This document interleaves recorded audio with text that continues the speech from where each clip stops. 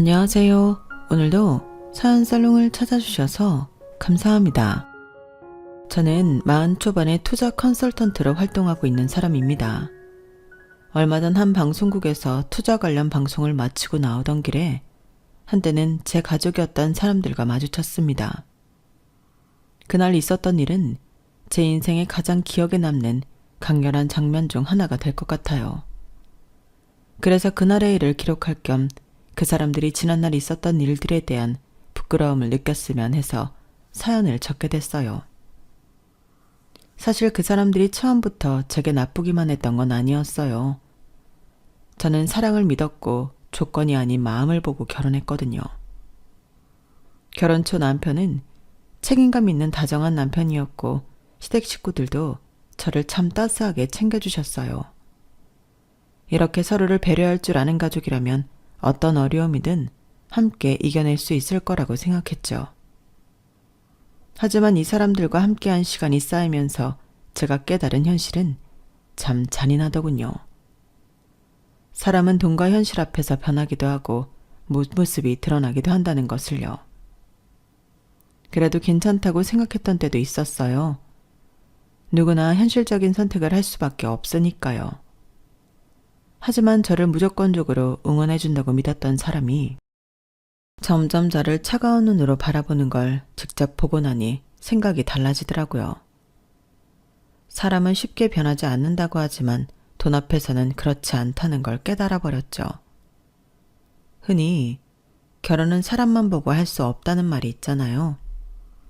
20대 때는 그 말이 참 싫었어요. 누가 보면 참 배부른 소리일 수도 있지만 20대 후반 제 조건은 꽤 괜찮았거든요. 괜찮은 4년대 대학을 나와 증권사 취직에 성공하여 월급도 또래 사회 초년생들에 비해 높게 받았어요.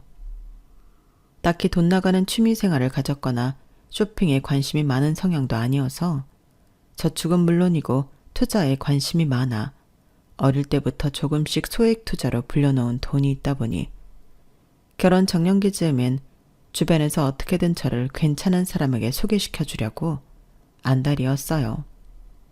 지아나, 나 아는 사람 중에 땡땡전자 다니는 오빠 있는데 만나볼래? 너 정도 조건이면 좋은 회사 다니는 사람 만나는 게 좋잖아. 지아나, 너 윤석 선배 기억나? 그 선배 요즘 완전 잘 나가잖아. 얼마 전에 우연히 만났는데 너 얘기하니까 오랜만에 만나보고 싶대. 어찌 보면 10대 때부터 열심히 살아온 인생에 대한 보상처럼 느껴졌어요. 조건 때문에 사랑하는 사람과 결혼에 반대를 당하고 비교를 당하고 선뜻 소개조차 받기 어려운 세상이었으니까요. 그런데 저에겐 뭐든지 쉬웠어요. 집안도 그럭저럭 살았고 직장까지 괜찮으니 어떻게든 좋은 사람을 만날 기회는 널린 셈이었죠. 하지만 그렇게 저랑 조건이 비슷한 괜찮다는 사람들을 몇 번 만나 연애를 하고 나름대로 깨달은 점이 있었어요. 조건으로 만난 사이는 정말 조건이 중요하다는 걸요. 2년 정도 사귀었던 애인과 장난 반 진담 반으로 결혼 이야기를 했던 적이 있어요. 그래도 당신이 나보다 연봉이 높으니까 대출도 당신이 받아야지. 물론 결혼은 현실이지만 결혼 이야기가 나오자마자 대뜸 대출을 누구 명의로 받아야 하는지 이야기하는 애인에게 너무 실망스럽더라고요. 결혼 전부터 손익부터 따지는 듯한 태도에 실망하고 다른 애인을 만나봤지만 그 사람도 마찬가지였어요.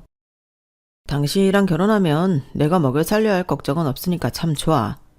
힘들면 언제든 직장 관둬도 될 것 같고. 물론 그렇다고 관두겠다는 얘기는 아니니까 걱정 마. 그런 말들이 왜 그렇게 상처고 부담인지 모르겠어요. 물론 사람이다 보니 서로의 조건을 아예 안 볼 수는 없겠지만 그래도 최소한 이런 사적이고 친밀한 관계에 있어서는 조건보다는 저라는 사람 자체를 봐주길 원했어요. 그래서 제 연애의 끝은 항상 상대방이 저보다는 제 조건만을 보고 있었다는 것을 깨달았을 때 끝났어요. 그렇게 몇 년을 실패한 연애로 보내고 나니 어느 순간 사람을 만나는 게 어렵게만 느껴지더라고요.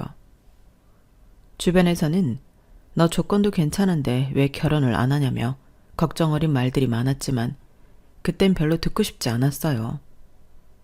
그래서 한 번은 휴가를 받아 훌쩍 혼자 여행을 떠났는데 그곳에서 지금의 남편을 만나게 됐어요.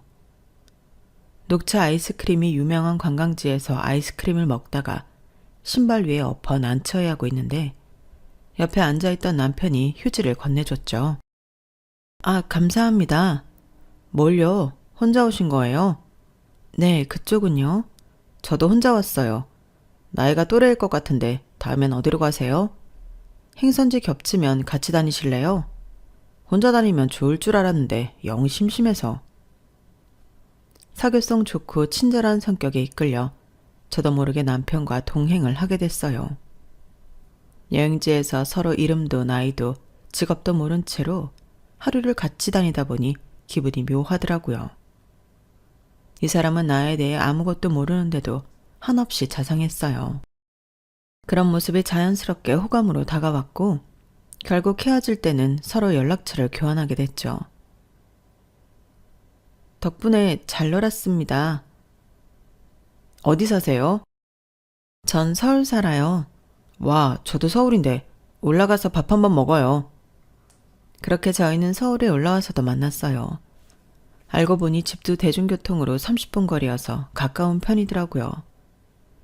처음부터 서로에 대해 모르고 시작한 관계라 그런지 이것저것 취조하듯 캐묻기가 좀 그래서 서로 잘 모르는 채로 오랫동안 연락하고 지냈어요. 아무것도 아는 정보가 없는데도 이상하게 말이 잘 통하고 만남이 즐겁더라고요. 오히려 서로에 대해 몰랐기에 이렇게 인간 대 인간으로 친해질 수 있었나 그런 생각도 들었죠. 저희는 대화를 통해 조금씩 아주 천천히 서로에 대해 알게 됐어요. 제 직업에 대해 처음 들었을 때도 남편은 덤덤했어요. 그저 멋있는 일을 하는구나 이 한마디가 전부였죠. 남편의 그런 모습들에 더 마음이 열렸던 것 같아요. 서로에 대해 아는 게 꽤 많아졌을 때쯤에야 우린 연애를 시작했어요. 연애를 시작하기까지의 과정은 참 길었는데 연애를 시작하고 나서 결혼까지는 참 속전속결로 진행됐어요. 이 사람을 놓치면 다시는 이렇게 순수하게 교류할 수 있는 사람을 만나지 못할 거란 생각이 들었거든요. 나 당신이랑 결혼하고 싶어. 비록 내가 당신만큼 벌진 못하지만 그래도 돈이 전부는 아니니까. 내가 평생 당신 걱정 끼치지 않고 행복하게 해줄게. 나랑 결혼해 줄래? 당연하지. 그거면 충분해.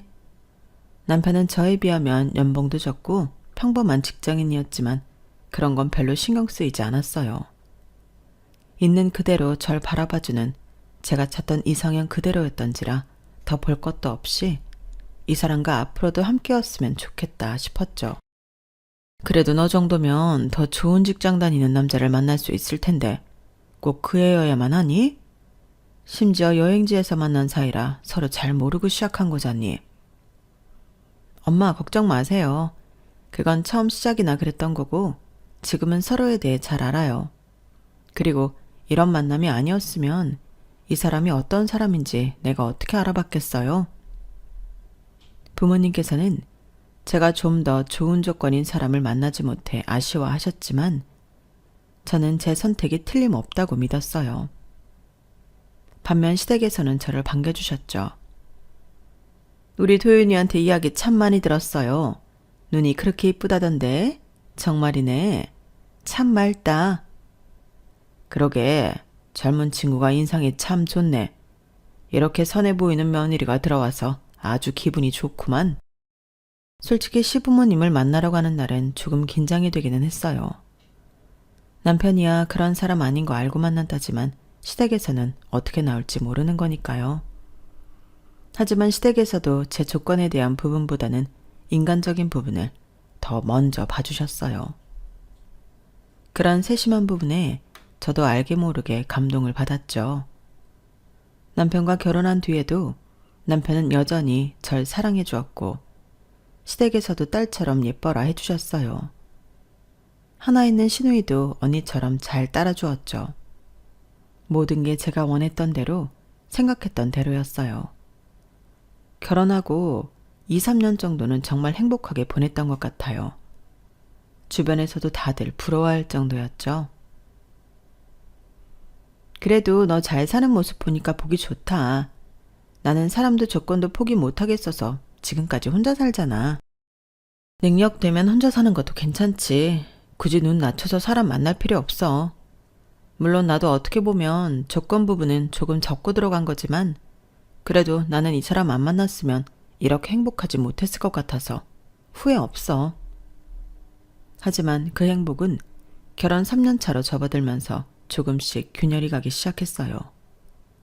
여보, 나 임신이야. 뭐? 정말? 세상에, 우리 이제 부모가 되는 거야? 저희 사이에 딸아이가 생겼고 아이가 생기면서 얻은 행복은 무엇과도 비교할 수 없었지만 그만큼 제 생활에도 변화가 생기기 시작했어요. 여보, 나 몸이 안 좋아서 슬슬 휴직 써야 할 것 같아. 그래? 그래도 아이 낳고 나면 한동안 복직 못 할 텐데 할 수 있는 데까지는 일 더 해보는 게 낫지 않겠어? 나도 그러고 싶어서 노력해보려고 하는데 업무도 집중이 잘 안 돼서 오히려 회사 다니는 게 민폐인 것 같아. 뭐 아쉽지만 당신 컨디션이 먼저니까 당신이 원하는 대로 해. 아이가 생기고 배가 불러오기 시작하면서 컨디션이 급격히 안 좋아져 바로 휴직을 쓰게 됐어요. 출산을 하고 10달 동안 품고 있던 딸아이의 얼굴을 보니 말로 표현할 수 없을 만큼 기뻤지만 산후조리를 마치고 나온 뒤부터는 완전히 달라진 현실을 마주해야 했죠. 임신한 동안 찐 살은 생각보다 쉽게 빠지지 않았고 툭하면 금방 우는 아이를 달래느라 잠을 제대로 자지 못하는 나날들이 많아지니 점점 정신이 몽롱해지더라고요. 매일 회사에 나가 생산적인 업무를 하던 예전과는 달리 하루 종일 집에 틀어박혀 말 한마디 통하지 않는 아기를 돌보고 있는 게 생각만큼 쉽지가 않았어요. 누군가 제대로 된 대화를 할 수 있는 시간은 오로지 남편이 퇴근하고 집에 와 머무르는 몇 시간뿐이었어요. 남편은 최대한 육아를 도와주려고 했지만 물리적으로 가능한 시간이 많지 않으니 그런 부분은 저도 이해가 됐어요. 하지만 나중에 직장에 복직하게 됐을 때도 이 생활을 유지할 수 있을지 의문이 들더라고요. 신혼 초만 해도 친정 부모님이 옆 동네에 계셔서 아이를 낳으면 친정 부모님이 몇 년간 돌봐주시기로 했지만 전셋집 문제로 인해 몇 달 전 친정 부모님께서 이사를 가시게 되었거든요. 그래서 도움의 손길은 기대할 수 없는 상황이었어요. 그래서 아이를 보면서 제가 하는 일을 프리랜서로 전향할 수 있는 방법을 공부하기 시작했어요. 나름대로 잘하고 자신 있는 분야가 투자여서 그 분야로 독립할 수 있는 방법을 찾기 위해 노력했죠. 다행히 그동안 다녔던 직장과도 관련이 있었고 어릴 때부터 관심을 두고 꾸준히 공부해오고 있었기에 본격적으로 투자 컨설턴트를 준비하기 시작했어요. 하지만 아이를 보면서 준비하는 게 체력적으로 쉽지만은 않았기에 의욕만큼 속도가 나지는 않았죠. 게다가 아이를 낳고 나니 욕심이 생기더라고요. 내 아이를 키우고 교육시키는 데 있어서 남들에게 뒤처지게 하고 싶지 않다는 욕심이요. 그래서인지 저는 남편도 조금은 욕심을 내주길 바랬던 것 같아요. 여보, 연봉 협상할 때 되지 않았어? 올해도 이야기가 없어? 아, 얘기는 당연히 해봤지. 그런데 지금 회사 상황이 썩 좋지 않아서 인상하기엔 어려운 모양인가 봐. 뭐? 올해도? 그래도 당신이 그 회사에서 일한 세월이 얼만데. 그러니까 좀 아쉽긴 해도 어쩔 수 없지. 그래도 회사에서 입지가 안정적인 게 어디야. 회사 어렵다는데 나만 월급 올려달라고 떼쓸 순 없지.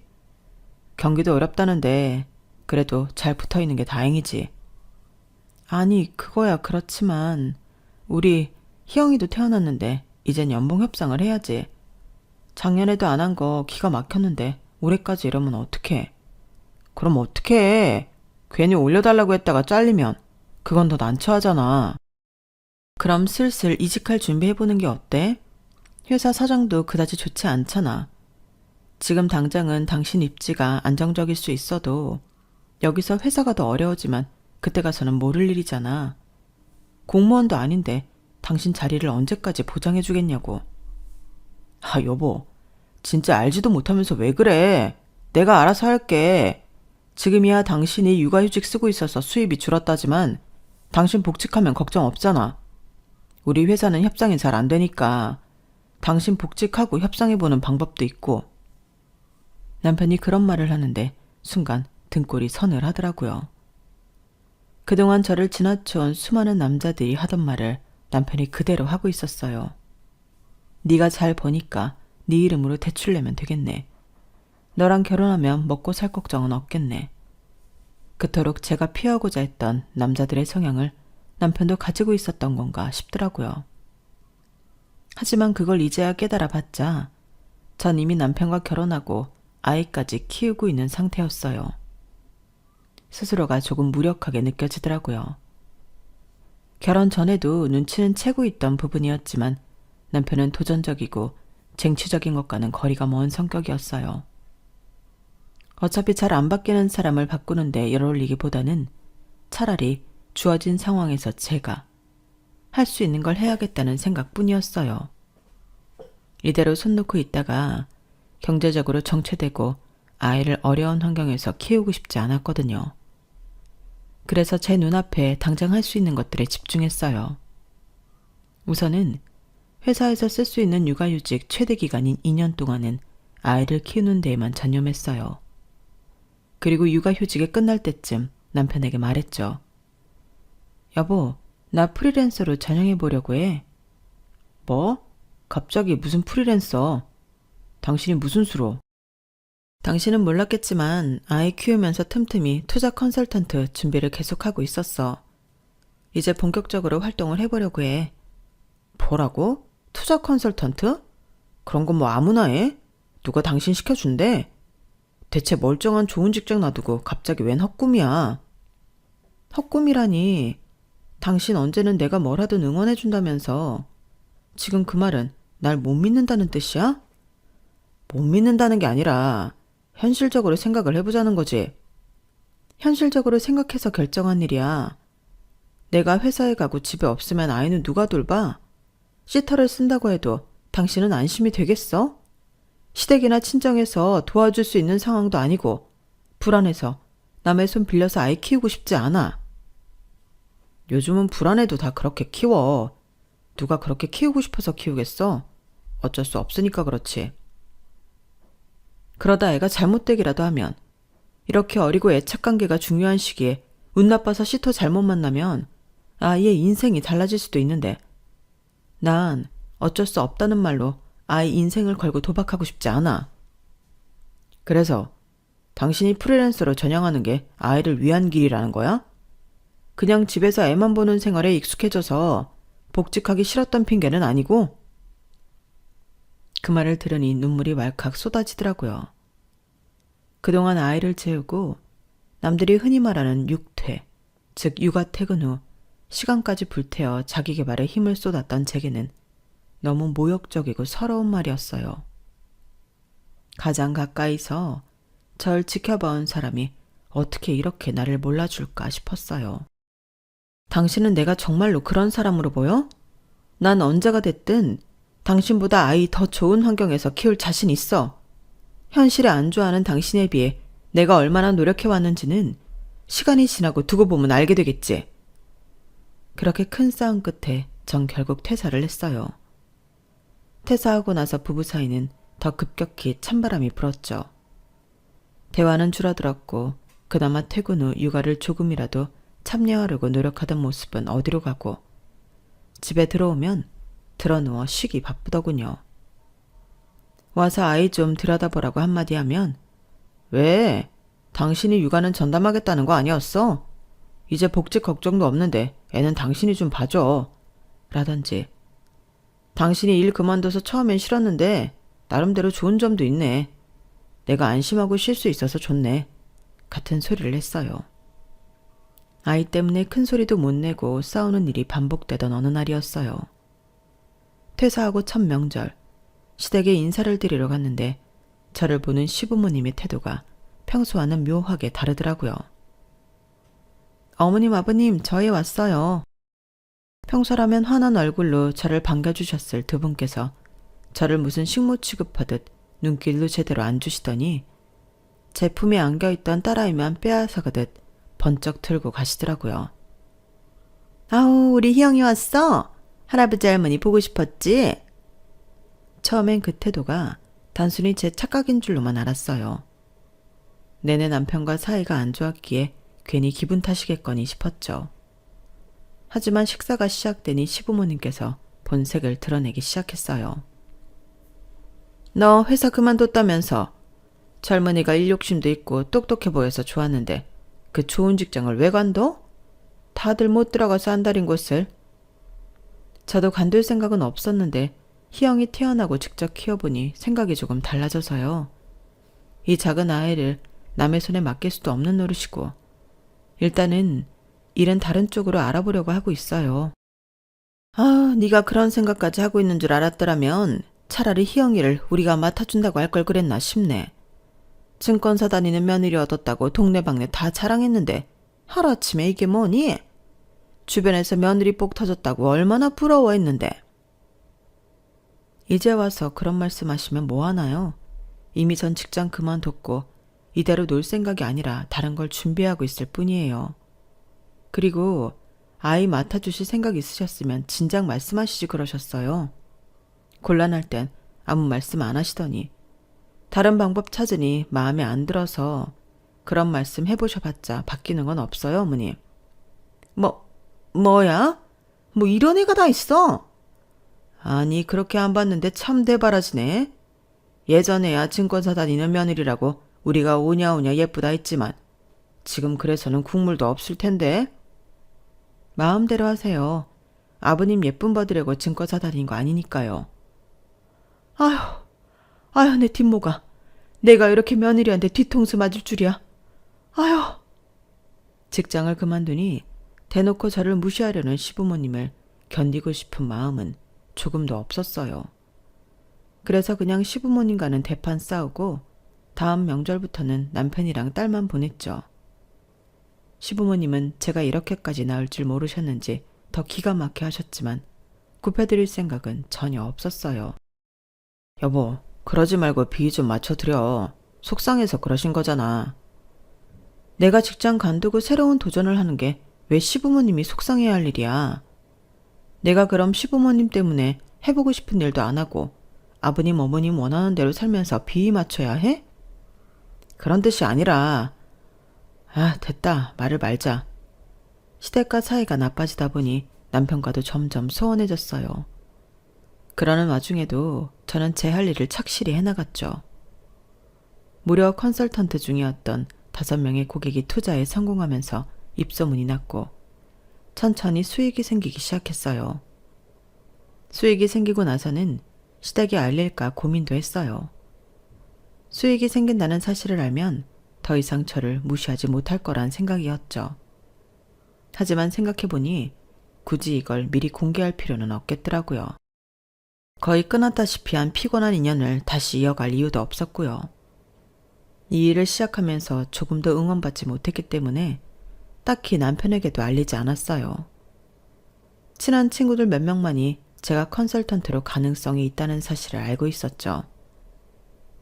요즘 잘 나가니까 여유도 생겼을 텐데 오랜만에 나가서 놀자. 그럴까? 안 그래도 이번 주에는 친정 부모님이 서울에 잠깐 와 계셔서 아이 맡길 수 있을 것 같은데. 그래, 오랜만에 옛날처럼 예쁜 카페도 가고 재밌게 놀자. 친구들과 오랜만에 약속을 잡아 나가는 길이 참 설레더라고요. 친구들은 저를 위해 5성급 호텔 브런치와 애프터눈 티 세트를 예약해뒀어요. 육아휴직을 할 때였다면 그런 비싼 곳에 가는 게 조금 부담되었을지 몰라도 수익이 괜찮게 나고 있는 상황이라 부담은 안 됐어요. 얘들아, 이런 데를 얼마 만에 와보는지 몰라. 니네 덕분에 오늘 정말 즐거웠어.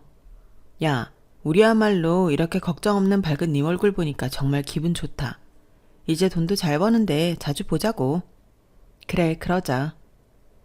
친구들이랑 즐겁게 놀고 나서 친정 부모님이 맡아주신 아이들 픽업해서 남편이 퇴근하는 시간쯤에야 집에 들어갔어요.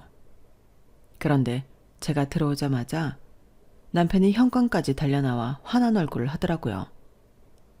여보, 당신 어디 갔다 이제 와?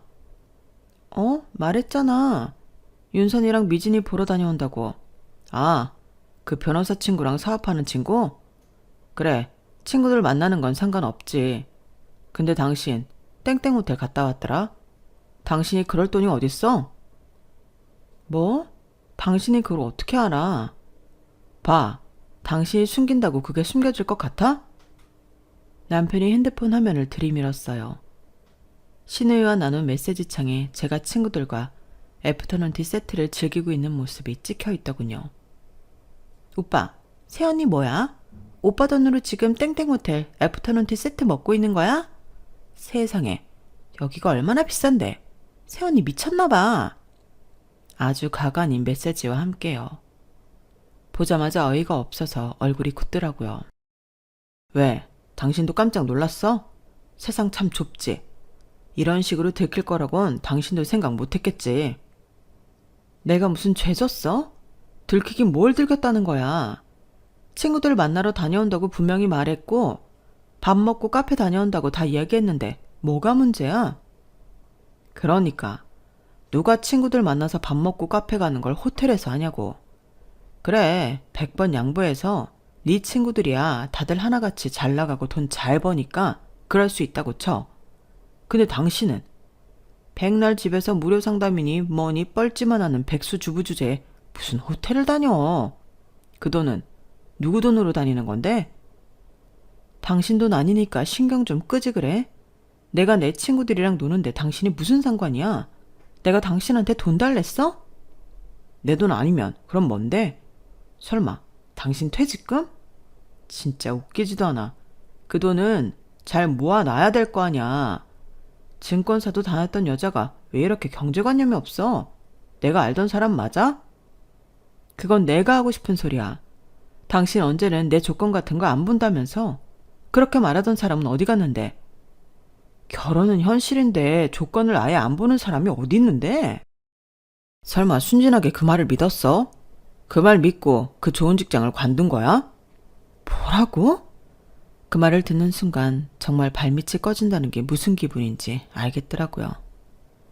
그동안 남편이든 시댁이든 잘 싸워왔지만 적어도 남편을 처음 만나 연애하고 결혼하던 순간까지는 남편이 제게 했던 모든 말과 태도가 진심이라고만 믿었어요. 그런데 남편이 그동안 제게 보였던 모습들이 다 거짓이라고 생각하니 눈앞이 깜깜하더라고요. 아무리 남편이 변했어도 옛날 좋았던 기억만으로도 결혼 생활이 버틸만 했었는데 그토록 믿었던 과거마저 부정당하니 더 이상 남편을 꼴도 보고 싶지 않더라고요. 충격을 받아 멍하니 있자 남편이 거기다 마지막 화살을 꽂았어요. 당신 아무래도 안 되겠어. 더 이상은 당신 못 믿어. 오늘부로 돈 관리는 내가 할 거야.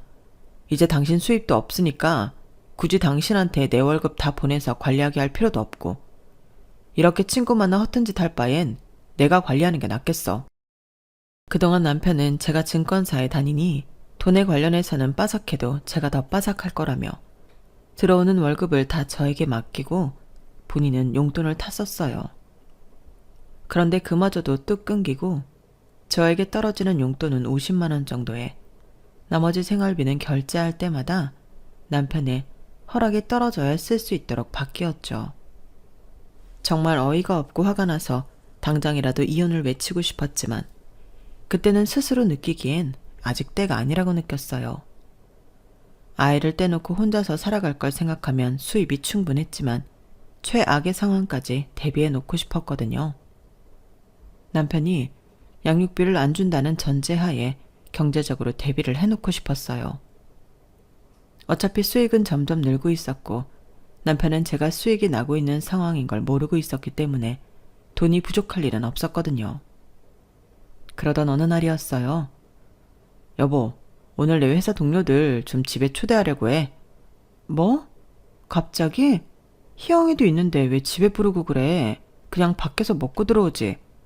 아니, 애들이 우리 희영이 얼굴도 보고 싶고 집도 궁금하다는데 한번 초대해야지. 이미 오기로 다 이야기되어 있으니까 당신은 집에서 맛있는 거랑 술 좀 준비해놔. 먹고 싶으면 당신이 준비해. 어따 대고 명년질이야. 진짜 끝까지 이럴래? 얼마 만에 손님 부르는 건데 협조 좀 하자. 어? 제 동의도 구하지 않고 대뜸 회사 동료들을 초대한다길래 어이가 없었어요. 육아하고 일하기도 바쁜데 뭐 하나 도와주는 것도 없으면서 손님 대접까지 하라니. 난 몰라. 난 동의한 적 없으니까 당신이 알아서 해. 아예 손 놓고 있자 남편은 불안감을 느꼈는지 퇴근 시간쯤 배달 음식을 잔뜩 시켜놓고는 술도 알아서 사오더군요. 그래도 손님이 집에 왔는데 계속 냉전을 유지할 수는 없으니 배달 음식을 그릇에 담고 술잔과 수저 세팅하는 것까지는 도와줬어요. 아오, 형수님, 오랜만에 뵙습니다. 여전하시네요. 형수님도 와서 한잔 하세요. 음식들이 정말 맛있습니다. 희영이 봐야 돼서 술은 안 돼요. 즐겁게 놀다 가세요. 그러지 말고 당신도 여기 좀 앉아봐. 술자리가 무르익고 남편도 취한 것 같아서 어떻게든 자리를 피하려고 했지만 집에서 술자리를 하다 보니 피하는 게 보통 쉬운 일이 아니더라고요. 집에서는 매번 부딪히며 사이 안 좋던 사람이 동료들이 왔다가 친한 척하는 것도 속이 부대껴서 표정 관리가 안 되더라고요. 그런데 사람 인생이라는 게 정말 타이밍이라는 게 있는 것 같아요. 그때는 마침 수익이 점점 더 늘어 저축도 어느 정도 해놨던 시점이었고 남들은 벌기 힘든 큰 금액을 안정적으로 벌고 있던 시점이었거든요. 어쩌면 그때 저는 한번 걸리기만 해봐라 이런 마음으로 살고 있었을지도 모르겠어요. 남편이 선을 제대로 밟아주기만을 기다렸을지도 몰라요. 그런데 마침 그날 남편이 제 버튼을 누르고야 말았죠. 형수님은 퇴사하셨다면서요? 형님이 결혼 잘했다며 참 좋아하셨는데 요즘은 뭐 하세요? 요새는 보시다시피 아이 보면서 재택근무하고 있어요. 재택이요? 어떤 일이요? 아우, 재택은 무슨 그놈의 재택 같은 소리 하고 있네. 그냥 무료로 투자 상담해주고 있대. 완전 봉사활동하고 있으면서 재택은 무슨 재택이야. 사실상 가정주부지. 가정주부는 그냥 백수 아냐? 꼴에 자존심은 있어서 재택한다고 하는 거 봐. 남편이 아주 이때다 싶어서 저를 대놓고 깔보며 웃더라고요. 순식간에 분위기는 찬물을 끼얹은 것처럼 조용해졌는데 남편만 눈치 없이 신나게 웃어 제끼더라고요.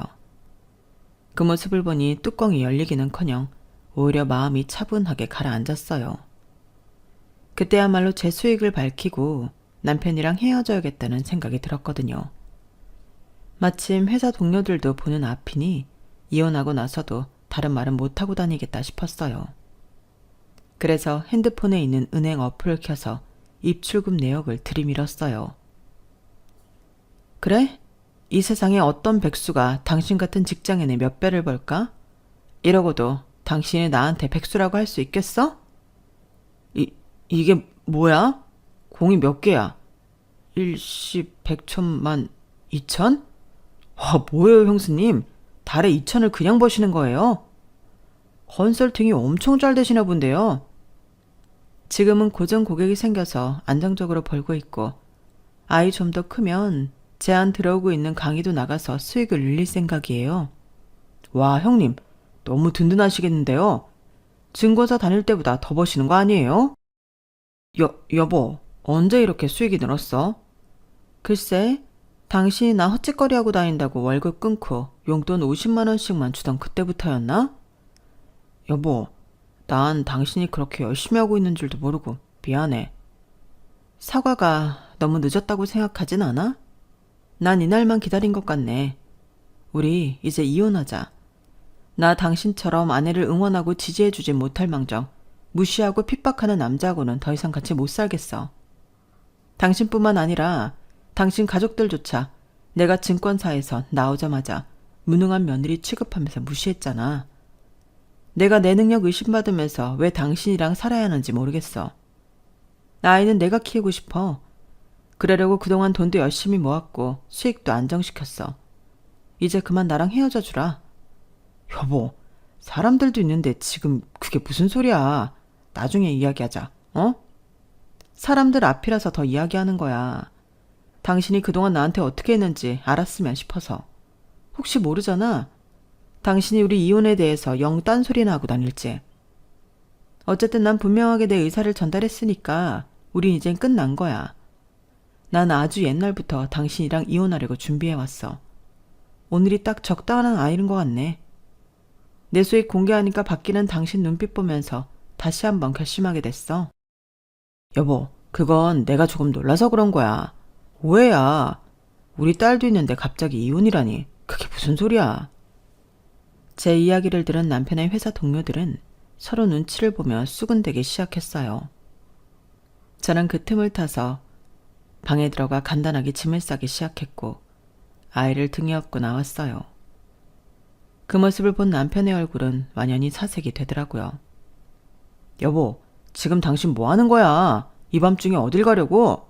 애까지 데리고 위험하게. 진짜 웃긴다. 당신 얼마 전만 해도, 아니, 당장 어제만 해도 내가 이렇게 나간다고 걱정 안 했을 거야. 허튼 짓 하러 가는 거 아니냐면서 핀잔이나 줬겠지. 당신 태도 변하는 거 본 건 한 번이면 됐어. 내가 잘 번다는 거 알자마자 바로 예전에 내가 알던 사람이 됐네? 지긋지긋하다 정말. 좋은 말로 할 때나 잡지 마.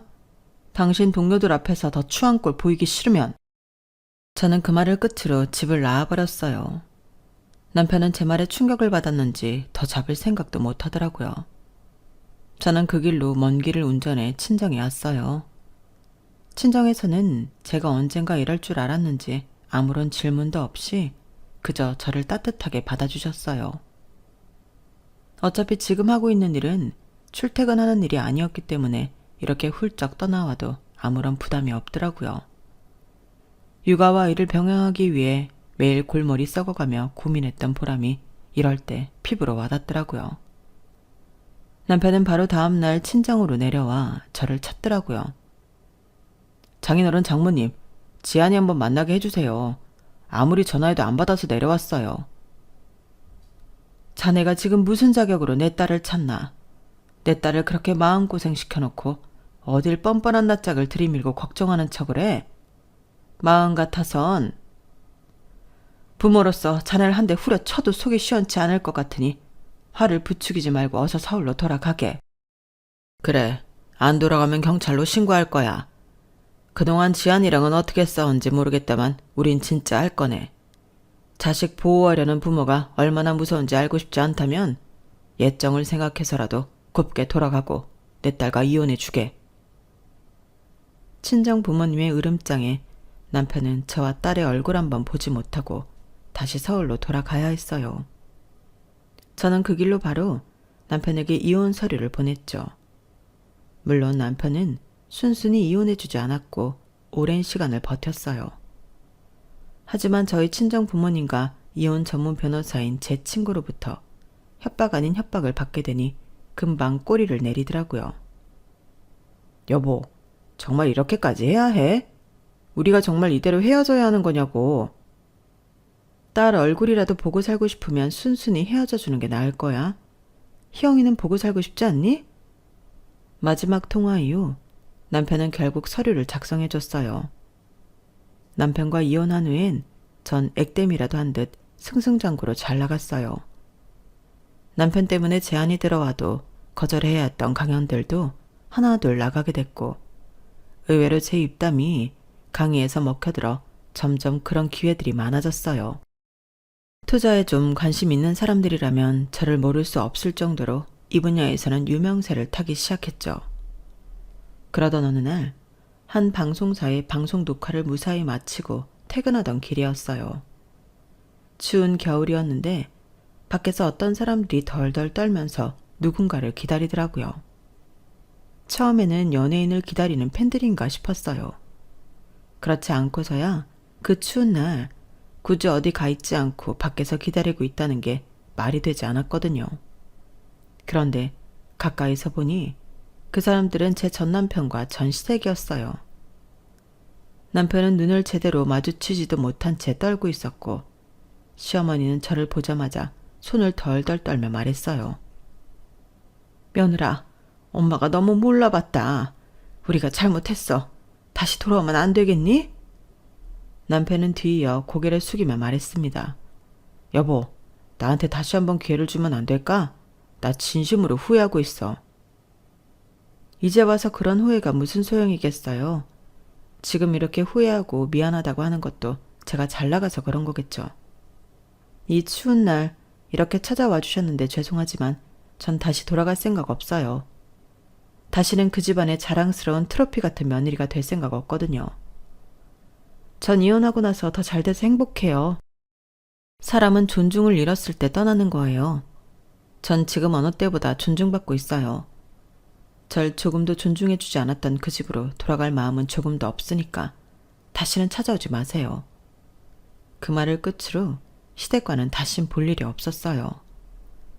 가끔 아이를 보여줄 때 말고는 남편도 다시는 절 붙잡을 생각조차 못하며 조심스럽게 대하더군요. 이 일을 겪으며 결혼 생활에는 사랑도 중요하지만 서로에 대한 존중 없이는 절대 지속될 수 없는 게 결혼 생활이라는 걸 느꼈어요. 이 사연을 듣고 계신 여러분께서도 존중이 없는 결혼 생활을 하고 있다면 내 선택이 맞는지, 정말 나를 위한 인생을 살고 있는 게 맞는지 다시 한번 생각해 볼 수 있는 계기가 되셨으면 좋겠어요. 비록 제가 처음 생각했던 것처럼 사랑이 넘치는 행복한 결혼 생활은 하지 못하게 되었지만 지금 제 선택에 조금도 후회는 없거든요. 제 이야기 들어주셔서 감사합니다. 털어놓고 나니 마음이 더 정리되는 것 같아요. 들어주신 분들 모두 행복하시고 부자 되세요. 여러분, 사연 댓글에 응원과 현명한 조언 부탁드려요. 좋아요와 구독은 저에게 큰 힘이 됩니다. 오늘도 좋은 일 가득하세요.